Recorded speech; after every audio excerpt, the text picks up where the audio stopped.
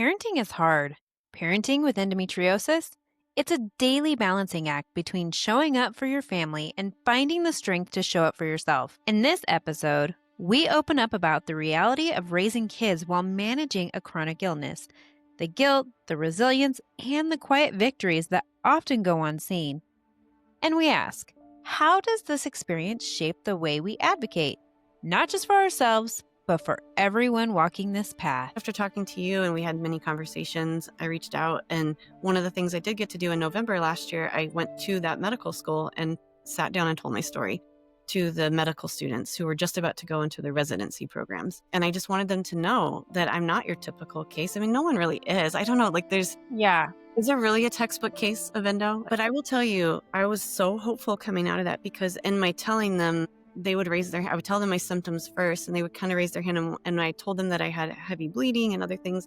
And one of them raised their hand and said, "Do you have adenomyosis?" I was like, ding, ding, ding. I was like, yes, like somebody is paying attention, and they're starting to get the correct information. If you look at the information they're getting now, it's 10 to 15 years behind. If you look at endo 10 to 15 years ago, they still didn't know. So I was just able to talk to them and explain to them that every individual case is different. They ask me all the time, "Mom, am I going to have endometriosis? Mom, am I going to be like this?" And I think it's so hard. And I understand why there are some people who have endometriosis that are like, "I don't want to have kids. I don't want to pass this on." I open up the card and I just read the first part of it and I just start bawling, like right there in Starbucks. And my husband comes back and he's like, "What just happened?" He's like, "Why are you crying?"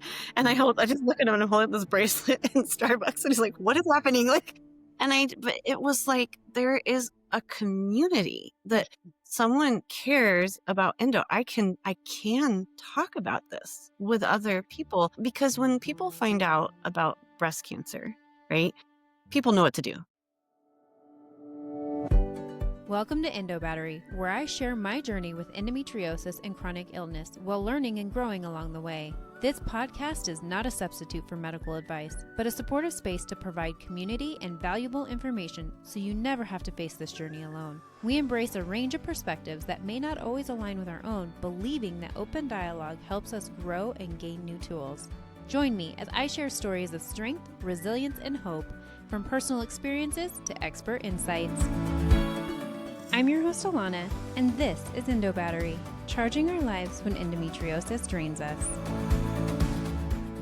Welcome back to Endo Battery. Grab your cup of coffee or your cup of tea and join me at the table. Today, I am joined at the table by Nikki Phillips.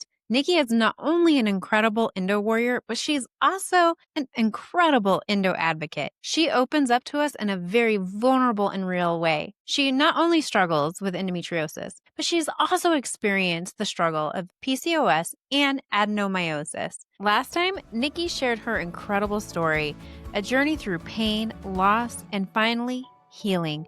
Her honesty gave voice to what so many of us live with every single day. Just to catch you up, this is where we left off and where we're going. And I just remember my first one was so painful and I was telling my mom my stomach hurts and she was like, "Oh, it's just, gas or something," and the next day I started my period and I felt like none of my other friends had started it, but I'm gonna get emotional. She's the reason that I advocate so strongly.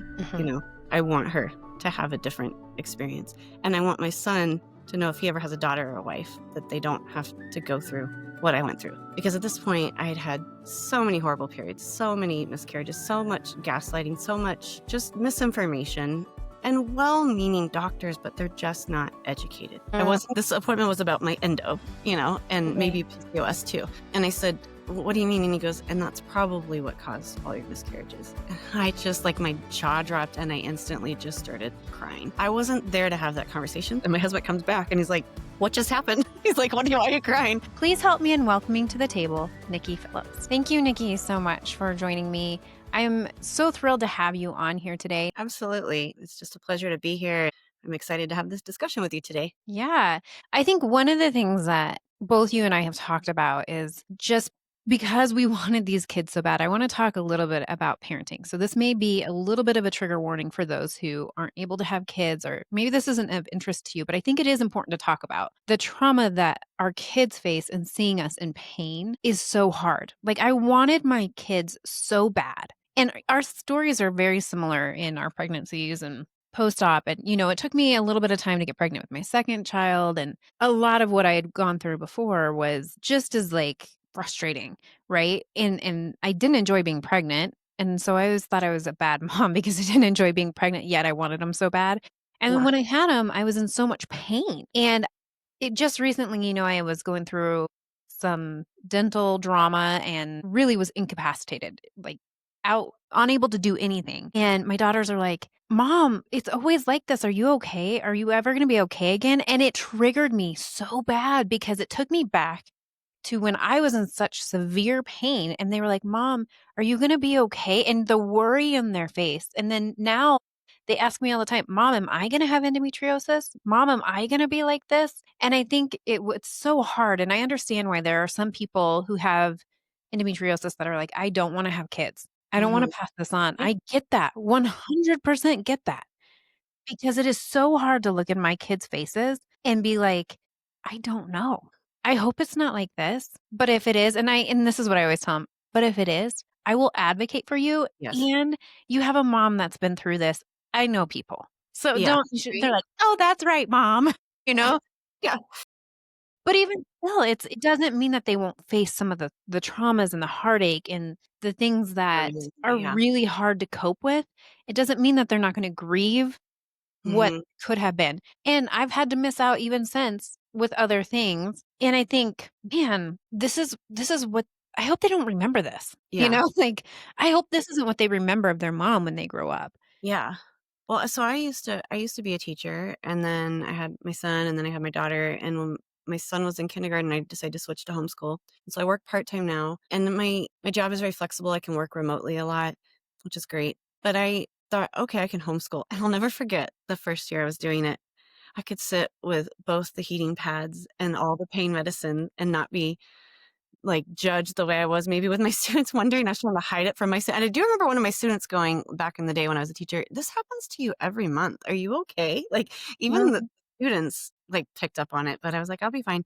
But I remember thinking, "Okay, I can do this in homeschool. I can tough it out." But it got to a point where there were days where I'd have migraines. That was another symptom I started to have in the last 5 years. Migraines that were very tied to my cycle and would just take me out for an entire day. And again, since my surgery, those have been better, but not completely gone, right? I still have them, but they were definitely tied to whatever was going on with my endo and all my hormones. And so I would have a migraine and it would start to come and I would try to like push through and do school and take care of my daughter and work and do things, And I remember my son coming over and being like, "No, you have another headache." Cause I would tell him mom has a headache and he'd say, "Oh no." And he would put the blanket on me and tuck me in and then get his iPad and then just wander off like he knew it was time to play on the iPad.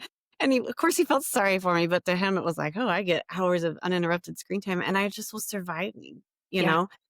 And the fatigue, like, when I would have those hours of just pain where I couldn't get out of bed, like and it I look back and, like, I don't even know how I did it or if it just got worse over the years by the time I was homeschooling, like, trying to parent, trying to just be there for my kids, and same thing, I didn't and then after I had my surgery, I didn't wanna scare them, like, especially my daughter, like you said, I didn't wanna scare her, like, and so but I was still very open. We are very Yeah. open in our house about human anatomy and just everything. And so my son, after I had surgery, he wanted to see my uterus because I told him they took it out. And he's like, "Can I see your uterus?" And I was like, "No, no, they don't let me take it home." Like, Well, they could. Did you know that some people do take their uteruses and they're yes, you can well, request it. it's pathology. Can they get it back from pathology? I mean, I don't know, but there are some people that save their and ovaries and they, like, have them in jars.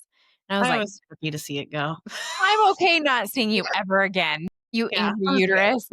Yeah, it was goodbye. We part ways. It's good. Yeah. So it's funny. My kids have understood as they get older. My daughter still kind of is learning about it. She's a little less intuitive about that kind of stuff. My son loves science and he loves all the anatomy stuff. And now my kids both say they want to be an excision specialist and they want to do surgery. And I'm like, "Hey, I'll support you." Awesome, my girls want nothing to do with it. Yeah, I don't know. We'll see. He floats back and forth between marine biology and that, and I'm like, okay, we'll see. But they just saw what a difference it made, but they still see that I struggle, and I still have days. I still have days where I'm tired, and I have to learn to respect my body. But it's really hard to be a parent because, like you said, I wanted this so badly, and then I felt like such a bad mom when I Yeah. couldn't function, especially when I was working full time. I would come home and just crash, and like I couldn't. do anything. I couldn't be there. I couldn't cook. I just had to like sit on the couch and like, or sit on the floor with a heating pad and play with my son with blocks, you know? And I am so happy that I have such a wonderful husband, but it didn't feel like the dream that I had of motherhood, you know, those early years. Like, I feel like I'm getting some of that back now. But it did those early years, it kind of took that out of me. I just remember I thought, "Well, everyone's tired. Everyone's tired when they have a newborn." But it just got worse with the pain and then worrying if we were gonna have another miscarriage in between the 2 kids. Right. It was all kinda taken away. Like, I had my first pregnancy and I told my parents and we hadn't really told anyone else yet, and so then we had the miscarriage and it was kind of like we had to keep it secret. And so, of course, with the next one, I was less secret about it because I didn't wanna be isolated again, but it's still like I never got that experience of being able to just be like, "I'm pregnant," and just enjoy it, and then it was a miserable pregnancy. It's just that Yeah. whole journey, that whole like, people ask me, "You're done?" I'm like, "Yeah, I'm done with that whole Mhm. th I don't miss that time in my life." Like, it Yeah. felt like it took out of our marriage, like, we were just so focused on it, and then to just be dealing with pain and fatigue and just, like, a constant reminder of my body that seems to hate me. Right. And I think that's one thing that really for me was so hard in pregnancy was the fact that at any point I could miscarry. Yeah, And that was always a fear. I remember being like, I just want morning sickness so that I know the baby's okay. yeah, And boy, did I get it, and I got it yeah, tenfold the entire pregnancy. yeah, Like, I that's was so sick both pregnancies, but I just remember thinking, "This is not what it's supposed to be like." Yes, I was excited. Yes, I wanted yeah, to experience and I was so fortunate enough to experience yeah, carrying my child, like, I appreciate that. It wasn't like I didn't, but it was like, "This is not fun." Like, this right, is painful, it's taking everything out of me, and, mhm, when I was pregnant with my 2nd, we were remodeling our kitchen, and ugh, so we had no kitchen.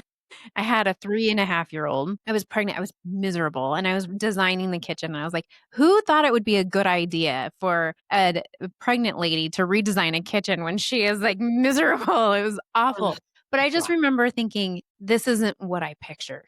Like, mhm, the grief of that, and I even look back sometimes and think, I really did grieve the yeah, fact that I knew that this wasn't normal, even mhm, for me. And I also I had 2 C-sections. And so for me, it was like, I knew because my first one was a C-section, and I grieved that I couldn't have a natural birth with her. And now knowing how my uterus was and everything else, it's a miracle I have these kids. yeah, It makes sense why I had a C-section. But then the second one, knowing I was gonna have a C-section was like, I will never know what it feels like to have a normal delivery. And yeah. there's that grief on top of it, although I was excited to have my kids. So I Yes, think there yeah, was just so many elements to it, and I think what's hard is, like, those moments have shaped kind of how I parent now. And I remember when I was in the height of my pain after my 2nd child, I had 0 tolerance, 0 patience for my kids. I didn't even really want to sit and play with them because I was in so much pain half the time, yeah. and I didn't want Yes, them to see ugh, me like that. So I would hide. I would literally my husband would get home from work, and I would hide because I was in so much pain, and I didn't want them to see the nasty mom. yes, 'Cause I yeah, didn't know how to, like, respond. I was miserable, yeah, and that's something they don't talk people don't talk about that mm-mm, aspect of it, of, like, you want them so bad, and yet you feel like a terrible parent, yeah. like you It don't deserve them. Yes, and it totally caused a lot of guilt, and I even had a moment, like, maybe this is why I had all the miscarriages, because I wasn't supposed to have kids, and I kept pushing it, but I know that's not true now. But it plays mind tricks on you, and I just wanted to be the mom that they deserve. So then when I did homeschool too, I was like, "Oh, now I get to make up for it," and it was my endo was only getting worse.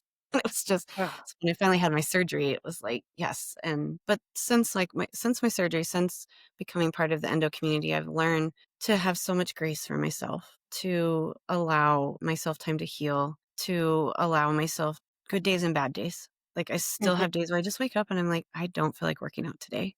yeah, And that's okay because I can choose to have that energy to work out or to be a mom today. And that's all I have in me. That's all I have in my yeah, tank today. And that's okay. Where I used to before my surgery last year, it was I would just push through it and then be miserable and then no one wanted to be around me.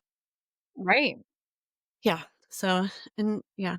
And then I also felt like a bad wife, like because my yes, husband's carrying this burden and I wasn't carrying our co-parenting burden. And he's so selfless, like so he would never complain, almost to a fault.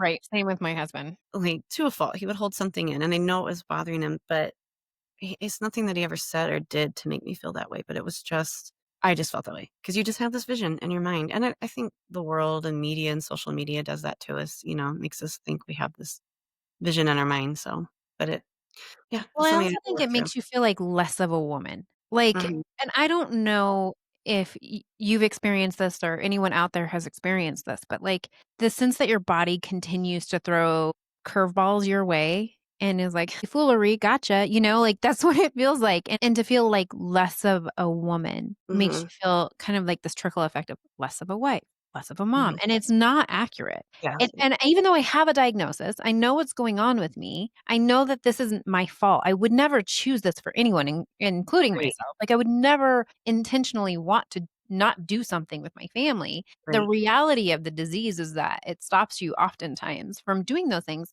therefore Yeah, making you feel less than. yeah, And I know that we talk about like, you shouldn't feel less than, but try to convince yourself that in the moment is like nearly impossible, it right? is.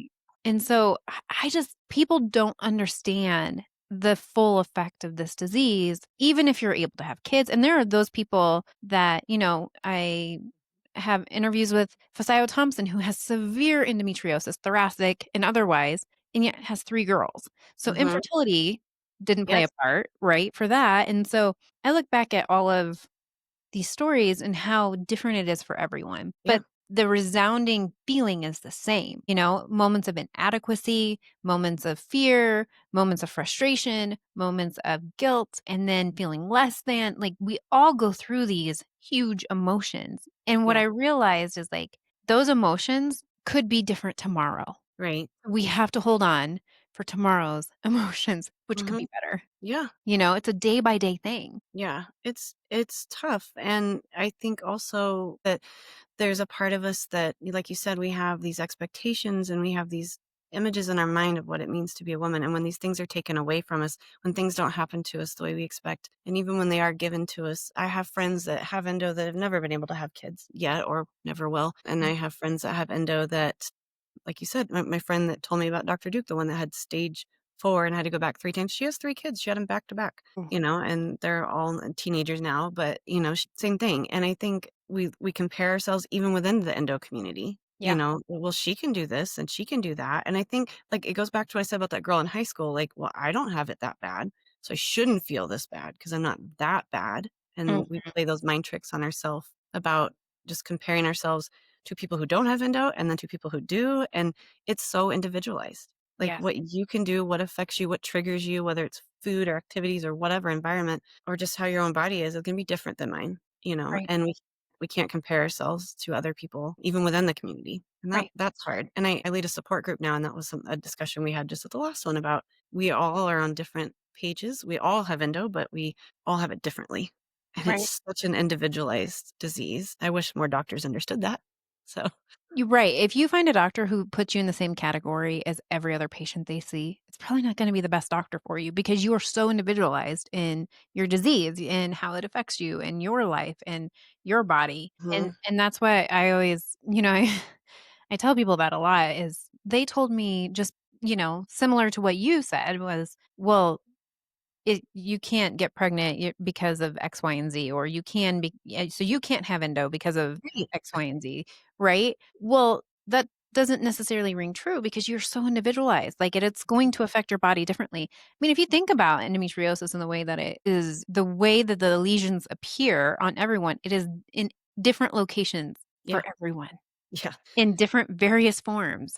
I've never met one that had the exact same I've No, never met anyone that had the same locations as me, not one, and I've talked to hundreds of women with endo now, and not one of them has had the exact same locations as me, no. so, yeah, No, there's no roadmap for it, no, right? And so I think as a community, that's something I feel like we could be better at, is not comparing ourselves to others. Our story is still significant. It's still valid. What we've walked through is still traumatizing a lot of times. mhm, You're still important. Your story is important. The yes, way that your feelings and your emotions, those are all valid and important.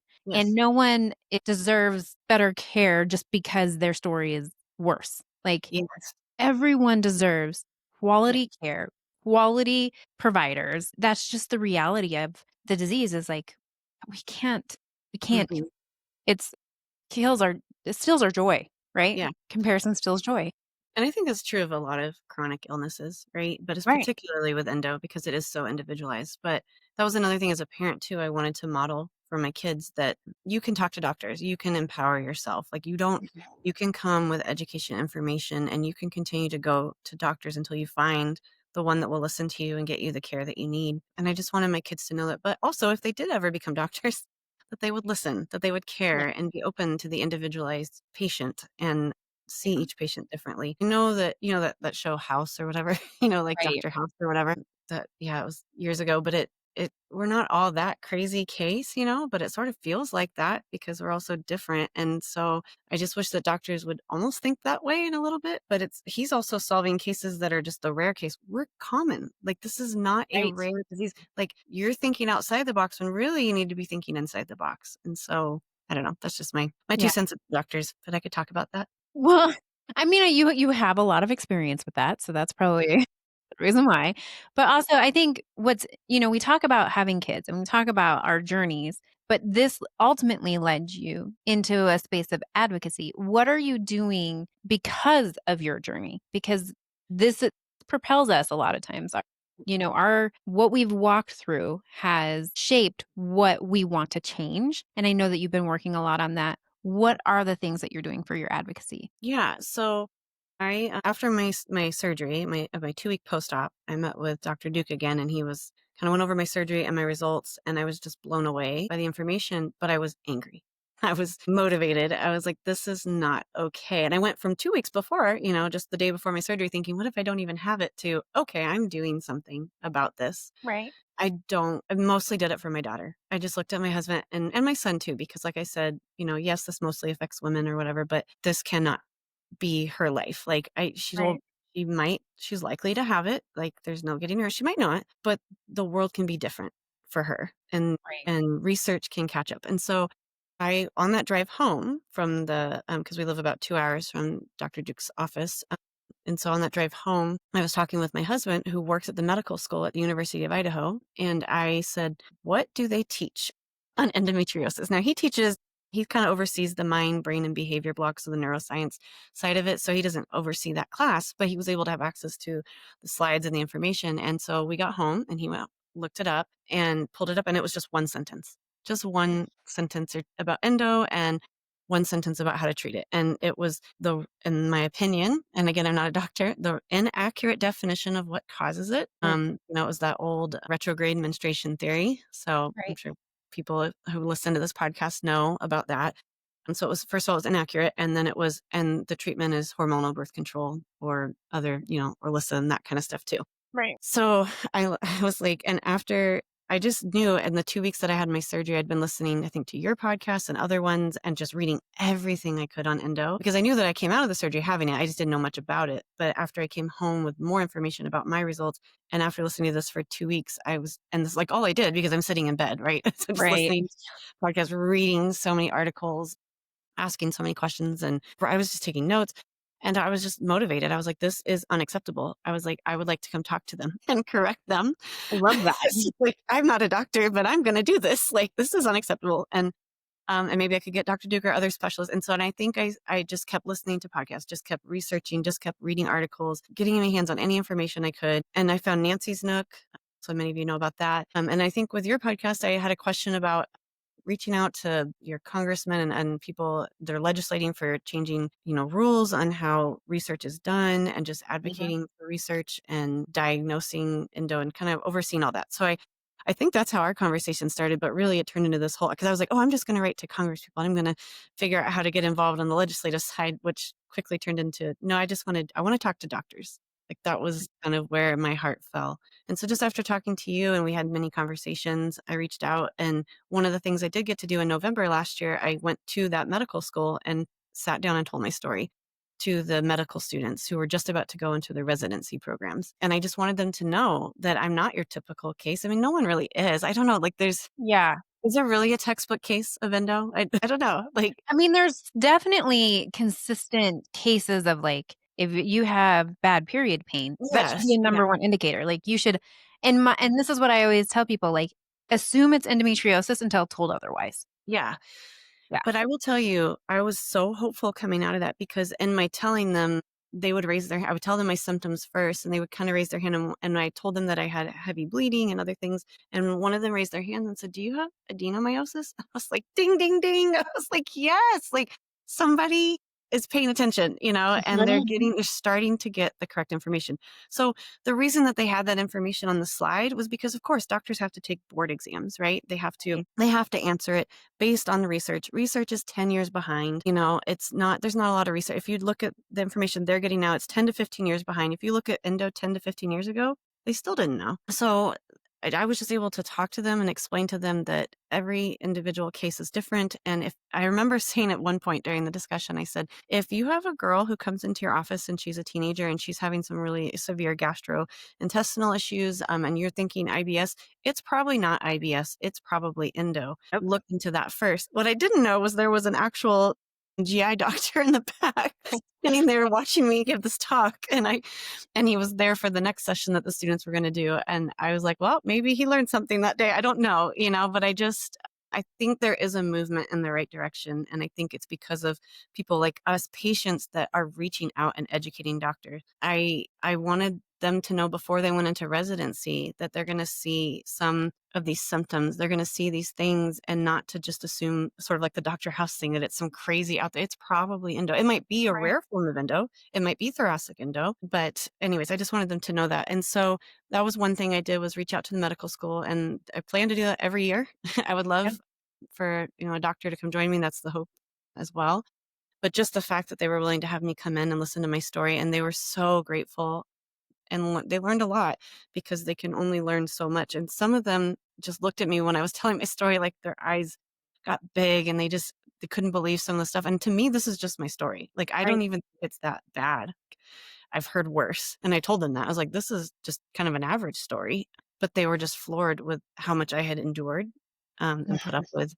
And they had empathy. And I was like, okay, you guys are the next generation of doctors. And it's not that the previous generation didn't care. They were just ill-informed, lack of information, misinformed. And so if we can keep moving in that direction. So that's one thing. Another thing I did was I wrote a letter to my previous surgeon, my previous OBGYN, the one that did my first surgery. I've not heard back. Because we live in a smaller town and there's a kind of a main OBGYN office and there's two towns here that they kind of oversee all patients, that would probably present with these things, and they would send them to these doctors at this OBGYN office. And so yeah, I haven't heard back. I'm hoping to reach out again, maybe just say, hey, if you have any questions, Yep. I'm here. And I don't want to do it. I didn't do a letter that was like, you were wrong. I wanted to say, hey, I've learned some things. I would love to sit down and talk with you. And here's a great doctor you can refer patients to if they're having some of these symptoms. Because OBGYNs are great at what Yeah. they do. They are great at delivering babies, right? But endo is a different beast. So I just wanted her to know that. And I tried to do it in the most like respectful way, that just said, hey, I've learned so much and I want you to come on this journey with me and I want to help other women, but I haven't heard back. And so I don't know, that's one of my concerns. I don't know if if there's still some pushback. Doctors don't want to change, and I don't know why they wouldn't. But the new generation seems to be hopeful and open. And so another thing I've done is I've started or helped start a nonprofit group called Endo Friend, and we do support groups and care packages for people dealing with endo. I've also connected with Wendy Bingham, at Extra Pelvic Not Rare. Love Wendy. Yes, she's the best. I love her. I'm hoping to partner with her and Washington State University. I reached out to someone I found out there that she oversees all the sororities on campus. Yeah. Yes. Target audience, right? And so we're going to do an endo walk and just put up informational things that from Extra Pelvic Not Rare, and put up information so that this target audience, like if I would have known this information in college, it would have, Right. oh my gosh, my whole student teaching experience would have been different. My first couple of years of teaching, I wouldn't have, hopefully, I mean, we don't know. I still maybe have had miscarriages, but I would have gone through it different set of eyes. I would Right. have understood and not been so grasping at straws. And so I just want that for the next generation. Of course, I want it for my daughter, but I am so passionate about it now that I Mhm. just want people to be like, endo is a household word now. It's not some Right. crazy thing that the one girl on your high school color guard team had and nobody else has it. Looking back, about 3 or 4 of us on that color guard team had it, because there was about 30 of us. Right. So, and I was one of them. I didn't And know you're it. one of them. You drew the short stick. Yes. So, and maybe more. I always say it's probably more. We just don't know because those are the ones. The 1 in 10 statistic is who's diagnosed. So yeah. So I'm working on those projects too, and just connecting. I have a heart for advocacy. I have a heart for educating not just doctors but potential patients too, that they could understand that this is not normal. When you're, Right. it's not normal to have that much pain. It's not. I do have friends. I would have friends that just said, "Oh, I don't even take Tylenol when I have my period." I was like, "What?" What's that Like, like? What is a normal period? I don't know what that's like. I've never had a normal period. In my entire life, I never had a normal period. And yeah, so someone's like, "What is a normal period?" I'm like, "I don't know. I've never felt one. yeah. I couldn't tell you. I know what it should look like, but I've never experienced it." And I do have a friend too that she told me she got diagnosed with endo last year because I talked to her about it. She went and had surgery and found out she had endo, but she goes, "Well, I've always had painful periods, but my sister never did." And I just thought that was just my lot in life. But she didn't have any of the other symptoms except for sort of infertility. That was it. She just had pain. She didn't have any heavy bleeding, like nothing. Just, painful periods that she would take. And she ended up having stage 3 endo, Ugh, and she's struggling with some infertility. So it's just, yeah, it looks so different in everyone, and that's what I want women to know, and I love the stuff that extra pelvic not rare has because it teaches you that it's more than just a reproductive thing, and that's what I wanna do.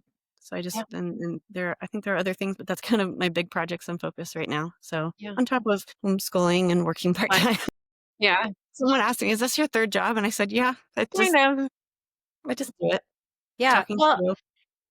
I think what's interesting, like, I look back and I'm like, endometriosis has become it became such an identity to me because all I knew was pain. All I knew was like what it was doing to my body for the longest time. That now my passion, that identity turned into my passion because Mm, I don't want someone to have to go through that yes. being their identity for so long and and not having their life centered around this disease, whether you were going to start your period or whether you were gonna bleed through pads and tampons. I was talking to my husband the other night about this, about how much I was bleeding and for how long. We Yeah, were just thinking about it. We're like, we were lucky if I was off my period for 2 days a month yeah. towards the end, And so I think it became such a big part of our everyday lives that Mhm. now that I'm not experiencing that, Yeah. it turned into my passion Yes. to prevent others from experiencing that. And Yes. so I think that's probably why for us it's become such a huge passion. But one of the things that you had talked about is how we ended up talking Yeah. was the legislative piece of this too, and that Mm, is important. And if that drives you, Anna Bowling did an episode with me, and that's episode 71, pretty and sure she that's talked about Yep. Dana Bowling has an amazing insight on this, and she continues to fight in New Jersey, and so if yes. you are interested in learning more about that, go back and listen to episode 71. There's a role for everyone to play in advocacy Yes.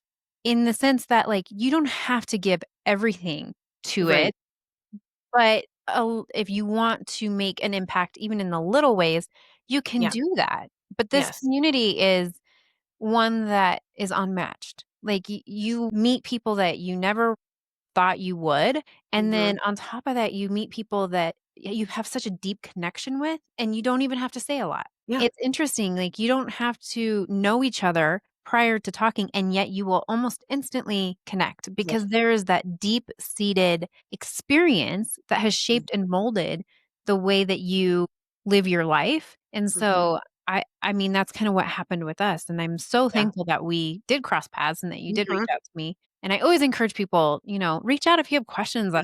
I talk to people, I talk to the experts. I wanna ask them your questions because you Yes. matter. Your voice matters. And so that's why I'm so thankful that you did Yeah. reach out and that Well, we've become good friends. and for anyone who's listening, Alana does get back to you. She really does. Like, I was shocked. I remember, like, I had texted you or something or emailed you on it was the address that was attached to the podcast. And then, like, the next day you got back to me, maybe even the same day. And I looked at my husband, I said, "She got back to me?" Like, I just never in a million years, thought. And that was kind of the beginning of it all. I was like, okay, so this is a community I can join. And another thing was the reason why I did the Endo Friend one that we just started last year was because when I had my surgery, or actually when I went to the initial appointment to sign up for surgery, they sent me home with my folder with all the information in it. And in there was a handwritten note and a little bracelet from girl named or a woman named Alicia, and I'll talk about her. She's actually the founder of Endo Friend. She's kind of the brains behind it, and she's great. But she wrote this handwritten note to me, and we stopped at Starbucks. I remember on the way we left the appointment, we stopped at Starbucks before we hit the road to get home because, like I said, we live 2 hours away. Such a And Washington thing to do is stop at Starbucks. oh yeah, any or local. If you know the local coffee shops, yes, there's lots of Yes. local ones too. But if you don't, you go to Starbucks. So Right. but yeah, so my husband goes up to order our drinks, and I just sit down at a chair for a second, and I open up the card, and I just read the first part of it, and I just start bawling, like, right there in Starbucks, and my husband comes back, and he's like, "What just happened?" He's like, why are you crying?" And I just look at him, and I'm holding this bracelet in Starbucks, and he's like, "What is happening?" Like, but it was like, there is a community that someone cares about endo. I can talk about this with other people because when people find out about breast cancer, right? People know what to do. They Right. step in, they make meals, they help you with chores, they do all these things, and you go through treatment. And technically, when you have cancer, you pretty much have it the rest of your life. I understand that. But endo is, you really do have it the rest of your life. Like, Right. even if you get treatment and have surgery, you're still dealing with either comorbidities or um, pelvic pain or whatever. Like the Right. anemia, I'm still fighting some of that, like trying to get that back on track because I'm anemic and no longer totally anemic, just borderline now. you know, just all those things. Someone wrote me a card. Like, they didn't even know who I was. I can talk to someone about this. I'm not alone. Like, this is a local person that has this and cares about me. And so I reached out to her, and that just started another friendship. And that's what started, like, between your podcast and her cards, it was like, there's a community for this. And it's, like you said, it's unmatched. Yeah. And it's growing because if you just talk to people that, like, I'm actually doing a Zumba-thon to raise funds for EndoFriend, but also just to raise awareness. And the lady that teaches my Zumba class, I just approached her one day because she knew that I had taken a break from class because of my hysterectomy. And I came back to her and said, "Look, I have endo and I would love to do like a Zumba-thon and Mhm. raise money and awareness." And she says, "Yes, how can we help you?" And Yeah. she reached out to the Parks and Rec department, and they gave us the gym for free, and they're just going to let us use it. Like, these people don't have endo, but because people are talking about it more, Right. it is, in my opinion, just as common as breast cancer, but and almost more so because breast cancer is 1 in 8 in a lifetime you might be diagnosed with breast cancer, but endo is 1 in 10 women are already diagnosed. Right. Like, no. That's a different when you think about it Right. statistically. Like, and you deal with it the rest of your life. And so it's just so much more impactful, and it probably is higher than 1 in 10, but that's just the numbers we have now, you know. Right. But yeah, and so I'm doing the Zumbathon, so yeah, I kind of forget all the things I'm doing, but and like you said, there's a place for everyone. You could organize a Zumbathon, Mhm. you could write cards, and that's what the girls in our support group that come, I say, "You don't have to do all the things I'm doing. You just wanna write a card. Just Right. talk to people. Just wear a shirt that says Endo on it, and people will ask questions, and that is enough. Like, that's Right. all we need, and so you don't have to do all the things. Luckily, I do feel like I am privileged and blessed to work part-time and to homeschool my kids, and though my kids were well, especially my son was a difficult baby, they're easier to manage now, and I have time in my life and flexibility to do all these things, and I feel like Yeah. because I do have time and I am healthy enough now to do them. If you'd asked me this a year or 2 ago, I would not have been healthy enough to do any of this, but I can, and so I do, and so, Yeah. yeah. And it's important to have those people surrounding you Yeah. because I mean, there's you can't convince someone or talk to someone who has not experienced this to understand you the way that someone that's walked through it can Mm. understand you.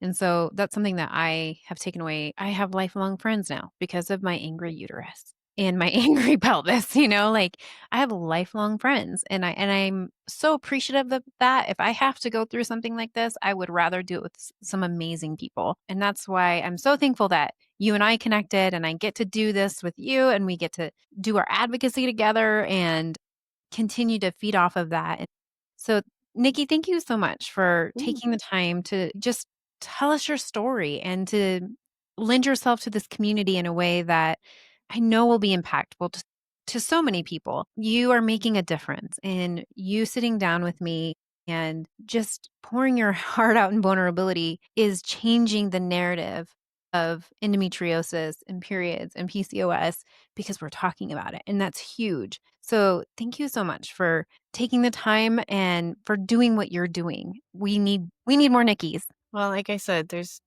Thank you for having me. I always tell people there's a couple things I'm passionate about. One is homeschooling, but also now endo. And so I will talk about endo. I feel like when somebody says endo, and they ask me about it, I say, I thought you'd never ask. And I get people that send me their friends' daughter's phone number because I've Mhm. just post stuff on social media and I just talk about, but that's how things are changing, and that's how things will change. And so I'm happy to talk about it anytime. And thank you for our friendship.